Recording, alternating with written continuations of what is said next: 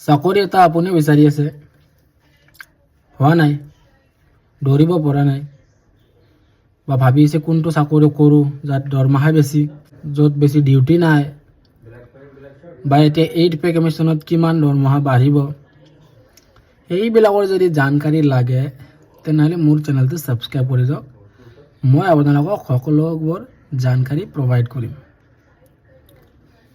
কেনেধৰণে তৈয়াৰী কৰিব লাগে, কি কৰিব লাগে, কি কৰিব নালাগে, কেনেধৰণৰ কুৱেশ্যন আহে, কেনে ধৰণৰ লক্ষণবিলাক আপোনালোকৰ ইনষ্ট্ৰাক্টৰবিলাকে লক্ষ্য কৰে, সকলো জানকাৰী দিম। বাকী আহি থকা সময়ত বৰ্তমান সময়ত অসম পুলিচৰ ভেকেঞ্চি বহুত খোলা দি আছে। একজেক্ট ডেট মই ক'ব পৰা নাই, বাট আহি আছে। বাকী আপোনালোকে ছাপোৰ্ট কৰিব, মই আপোনালোকক ছাপোৰ্ট কৰিম।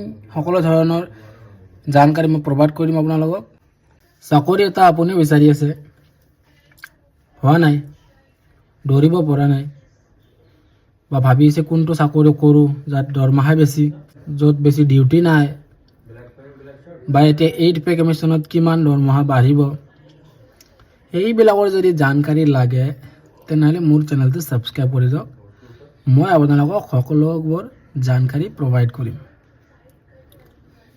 কেনেধৰণে তৈয়াৰী কৰিব লাগে, কি কৰিব লাগে, কি কৰিব নালাগে, কেনেধৰণৰ কুৱেশ্যন আহে, কেনে ধৰণৰ লক্ষণবিলাক আপোনালোকৰ ইনষ্ট্ৰাক্টৰবিলাকে লক্ষ্য কৰে, সকলো জানকাৰী দিম। বাকী আহি থকা সময়ত বৰ্তমান সময়ত অসম পুলিচৰ ভেকেঞ্চি বহুত খোলা দি আছে। একজেক্ট ডেট মই ক'ব পৰা নাই, বাট আহি আছে। বাকী আপোনালোকে ছাপোৰ্ট কৰিব, মই আপোনালোকক ছাপোৰ্ট কৰিম।